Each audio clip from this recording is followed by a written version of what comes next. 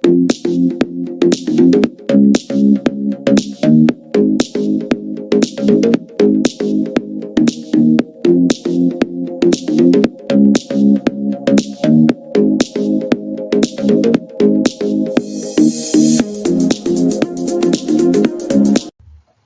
toda intervención quirúrgica de cirugía bucal y maxilofacial, vamos a desarrollar tres fases importantes.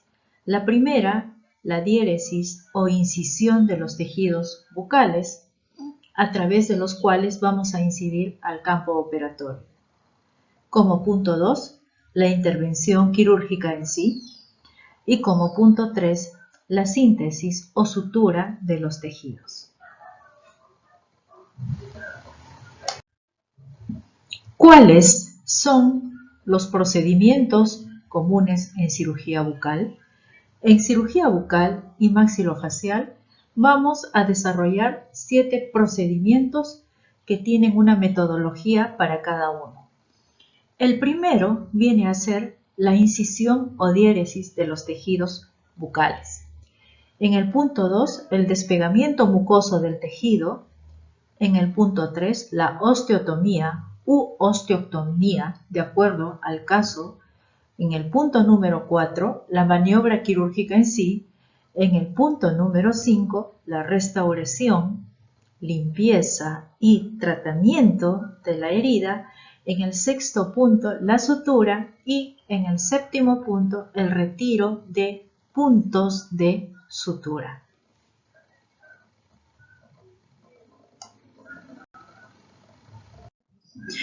¿Qué es la incisión o diéresis? Como ustedes están viendo en la imagen del lado izquierdo, es el proceso por el cual se abren los tejidos más superficiales a través de medios mecánicos como el uso del bisturí. O podemos utilizar también otros métodos térmicos en cirugía como el electrobisturí, con la finalidad de tener un acceso a los planos más profundos con el fin de realizar la intervención quirúrgica. Ustedes entonces están viendo en la imagen la incisión de los tejidos siguiendo el contorno cervical de las piezas dentales. Esto es la incisión o diéresis. Para realizar la incisión o diéresis, necesitamos utilizar un instrumento denominado el bisturí. El bisturí es aquel instrumento que consta de dos partes muy importantes, el mango y la hoja.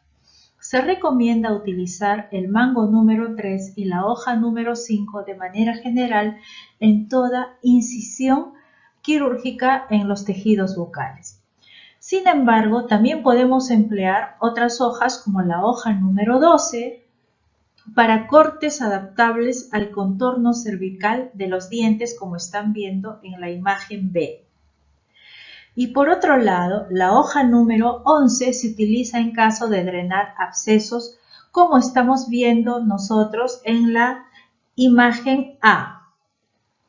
Y sobre todo es importante mencionar que cuando se realiza una incisión en la mucosa y el periósteo, el corte debe realizarse hasta el nivel del hueso, en un solo movimiento, sin hacer interrupciones.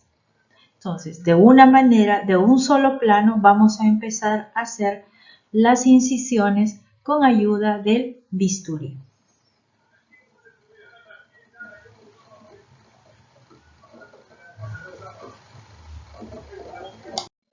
Es importante mencionar que existen normas para realizar los colgajos. Entonces existen unas técnicas que tenemos que tomar en cuenta para la realización de colgajos e incisiones dentro de los tejidos bucales.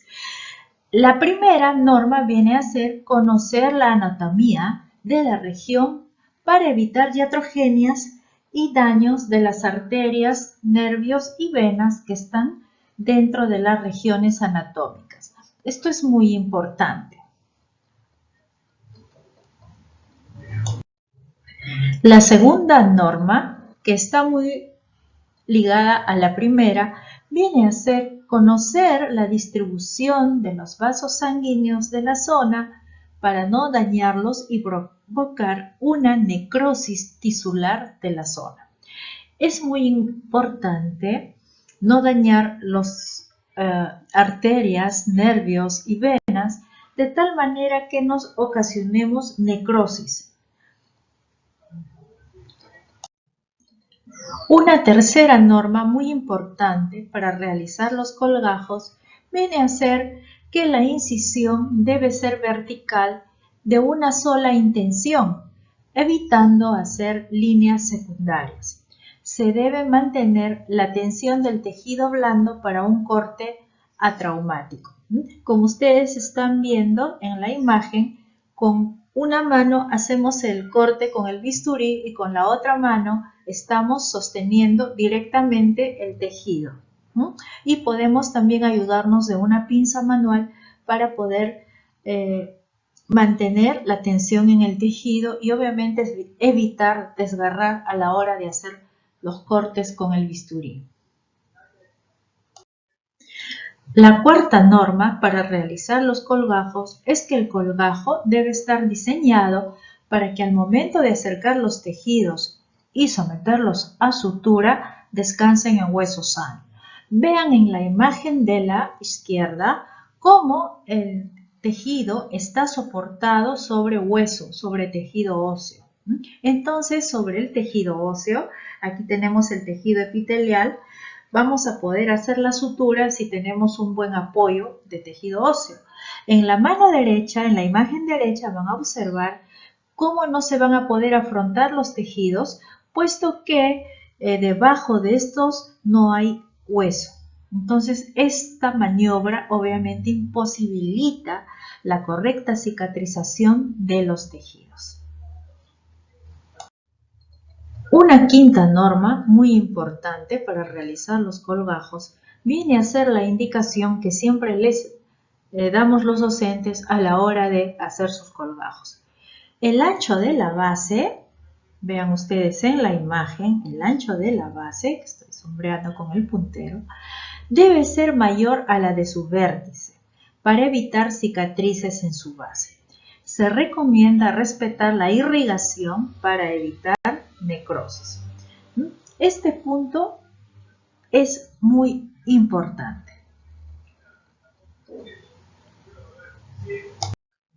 Cuando nosotros sometemos al paciente a una cirugía de implantología, por ejemplo, tenemos en cuenta dentro de la norma 6 que el espesor del colgajo puede ser de grosor completo si incluimos dentro de la disección periósteo y tejido blando. Entonces, periósteo más tejido mucoso, hacemos una exposición del hueso para poder colocar cualquier sistema de implantes. Esto es muy importante, ¿no? Puesto que las incisiones a espesor total, que también hay a espesor parcial, las de implantología, son importantes porque nos permiten hacer un abordaje correcto a la hora de hacer la rehabilitación posterior después de haber colocado los implantes. Ustedes están apreciando entonces en el punto 7 de las normas para realizar colgajos que el desprendimiento y tracción del colgajo debe ser suave y firme para evitar necrosis. Esto es muy importante. Entonces nos ayudamos de una pinza, como ven en la imagen, y una legra para ir desprendiendo los tejidos con suavidad, sin hacer mucha presión, de tal manera que no desgarremos el tejido y tampoco dañemos la irrigación de estos tejidos en los cuales estamos trabajando en cirugía. La octava norma para la realización del colgajo viene a ser el diseño del colgajo debe permitir una correcta visualización de la lesión a tratar. Tenemos que observar un campo amplio.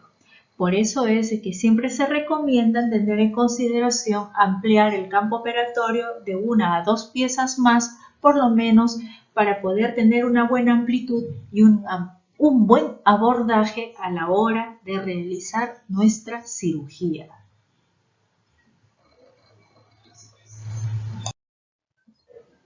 Otro punto importante viene a ser que no debemos tensionar el colgajo.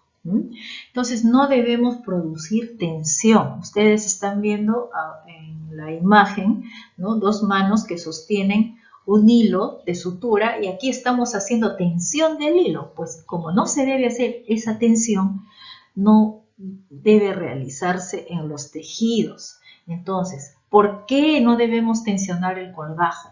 Porque si nosotros tensionamos el colgajo podemos dañar el flujo arterial y venoso.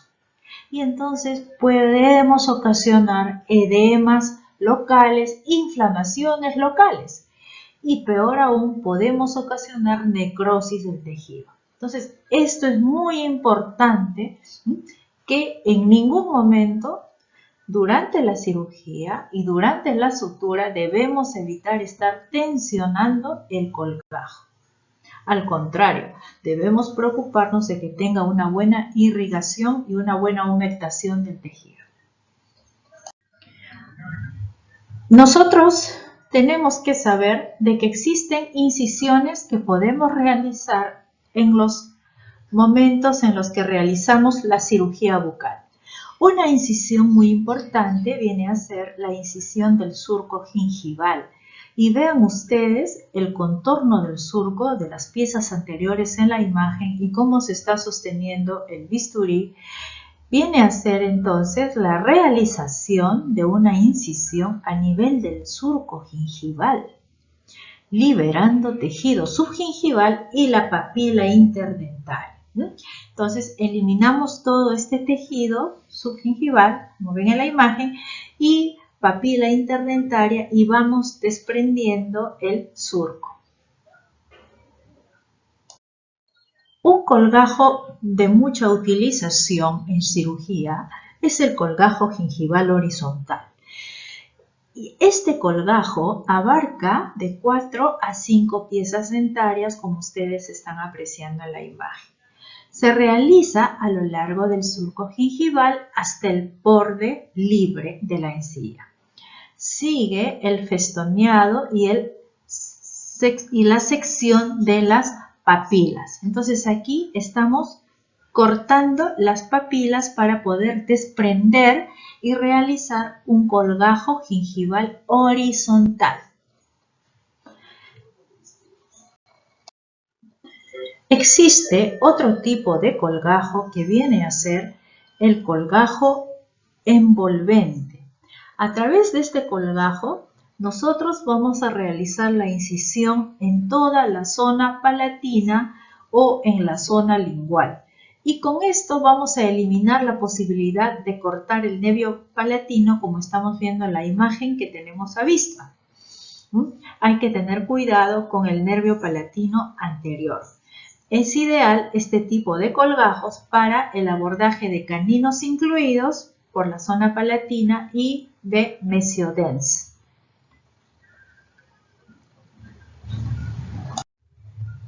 El colgajo triangular. Ustedes ven en la imagen que tiene aproximadamente la forma de un triángulo.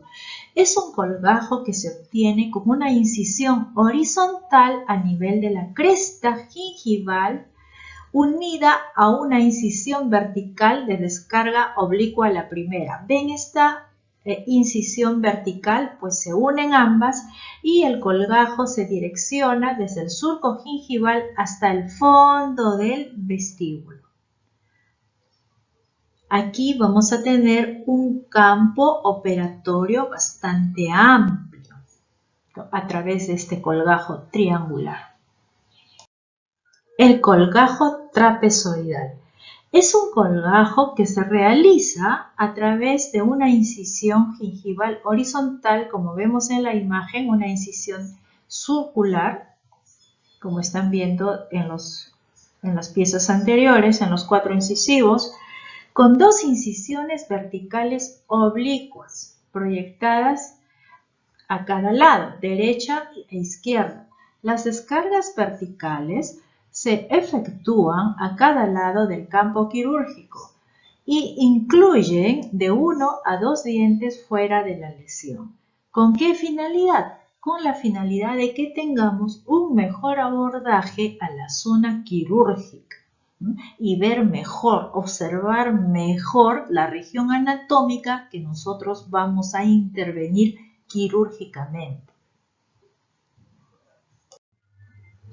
Existe una incisión que tenemos que realizar muy importante cuando hablamos de la encía adherida. Entonces, esta incisión en la encía adherida es una incisión que está de 1 a 2 milímetros del borde gingival.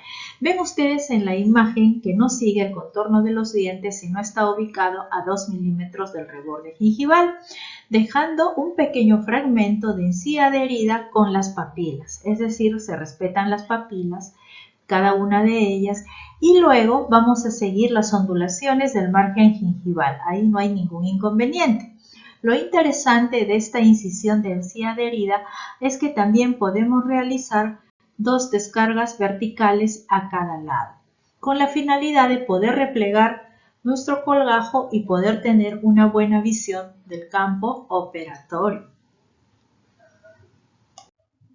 También van a encontrar en la literatura la descripción de la incisión lineal. ¿Y qué es una incisión lineal? Como su nombre lo indica por sí, es una incisión en línea recta en la mucosa, cerca de la zona a tratar. Miren ustedes, se puede realizar en paralelo al eje longitudinal del diente, puede ser vertical o puede ser perpendicular al eje del diente. Entonces estamos viendo aquí 2 tipos de incisiones lineales, una horizontal y la otra de tipo vertical. Adicionalmente, vamos a encontrar, cuando realizamos procedimientos quirúrgicos, una incisión en doble Y.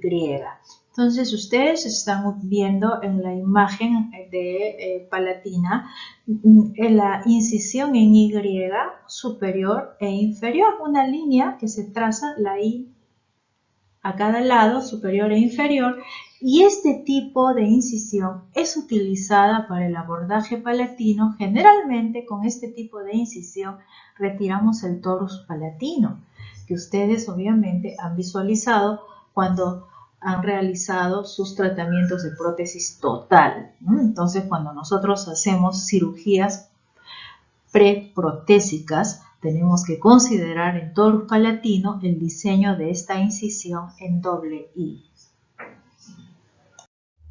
Así como tenemos diferentes tipos de incisiones, diferentes diseños de colgajo, es importante que sepamos utilizar el instrumental adecuado para despegar los colgajos. Y como ustedes están viendo en la imagen del lado izquierdo, tenemos en principio en el punto A el periostótomo de Fried curvo, en el punto B tenemos el periostótomo recto y en el punto C el periostótomo de Pritchard. Todos ellos me sirven para despegar los colgajos después de haber hecho la incisión con el bisturí.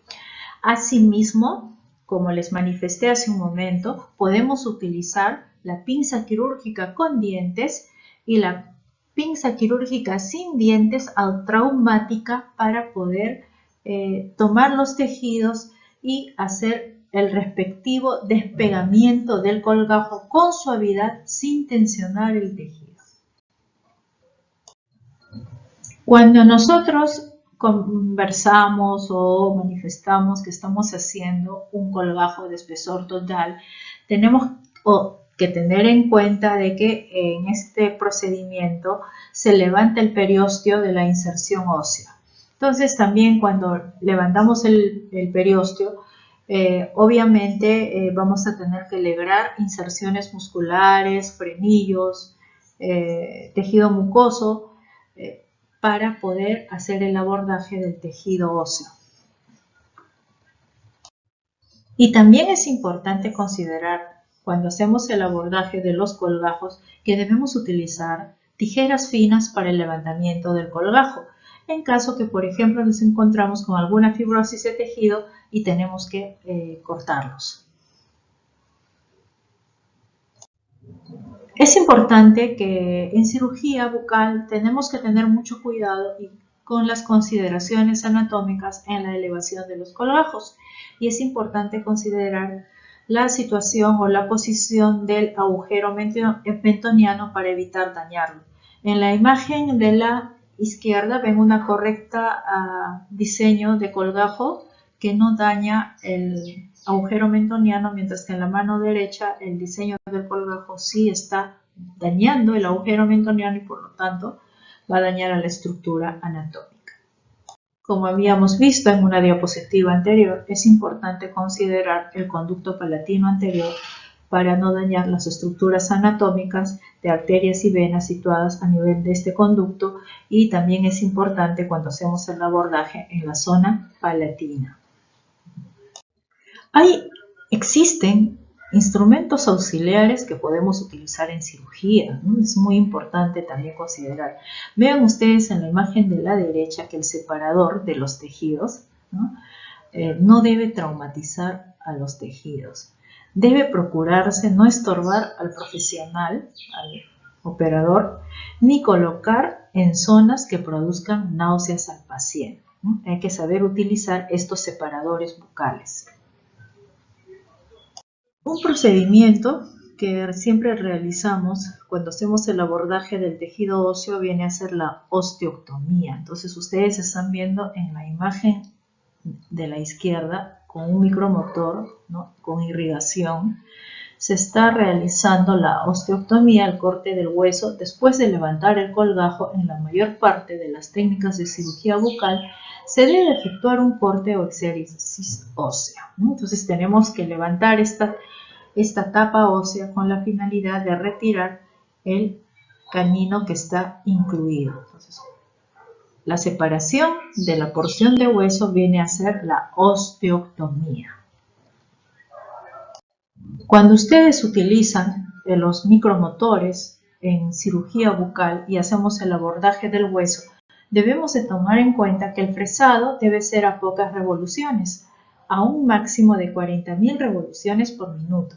Debe ser intermitente y con la fresa adecuada y la irrigación adecuada. ¿Y qué vamos a utilizar como agente irrigante? El suero fisiológico.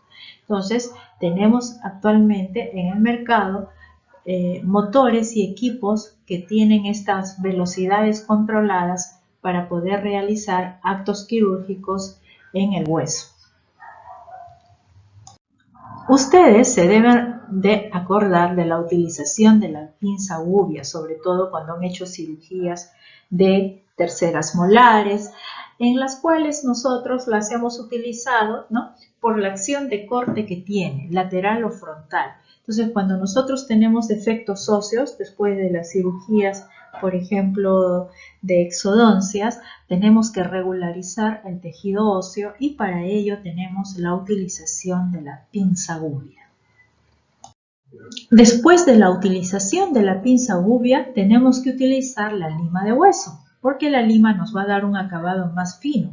Regulariza el reborde óseo. Se usa después de la pinza gubia, no se utiliza antes, se utiliza después de la gubia.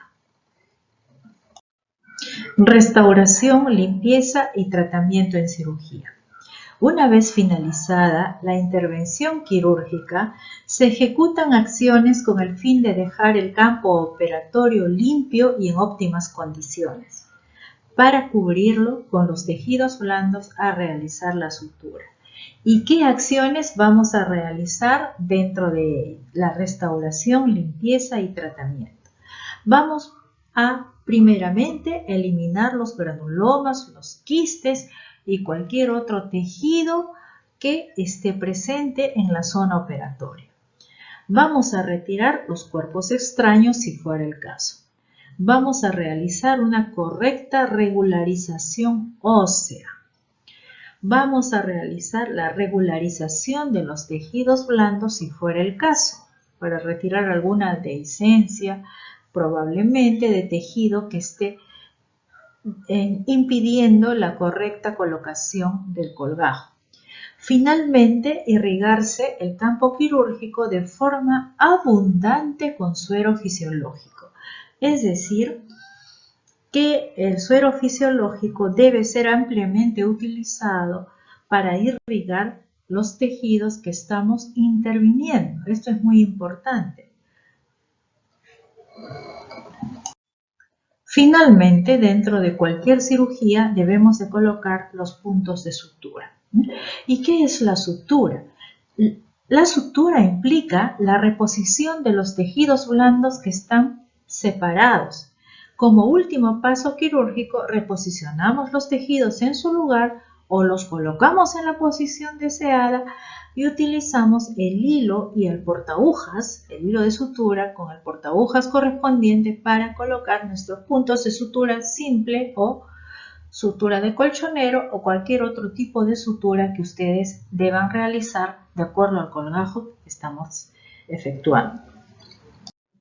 Es importante considerar que el personal que realiza el acto quirúrgico en cirugía bucal y maxilofacial debe contar con las barreras de protección recomendadas, la utilización de las mascarillas correctas, las gafas de cirugía y obviamente los gorros, con el mandil de cirugía correspondiente.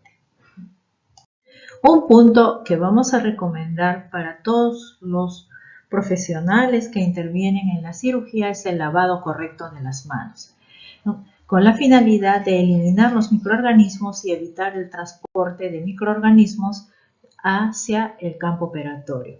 Se debe de lavar las manos antes y después de la colocación de guantes. Entonces todo tiene una secuencia, ¿no? Antes de realizar cualquier acto quirúrgico. Debe subirse las mangas hasta el codo, retirar cualquier anillo, reloj, mojarse las manos con agua corriente, aplicar el jabón líquido desinfectante de 3 a 5 mililitros de jabón y friccionar las superficies de las palmas de las manos y puños durante 15 segundos aproximadamente. Esto es muy importante.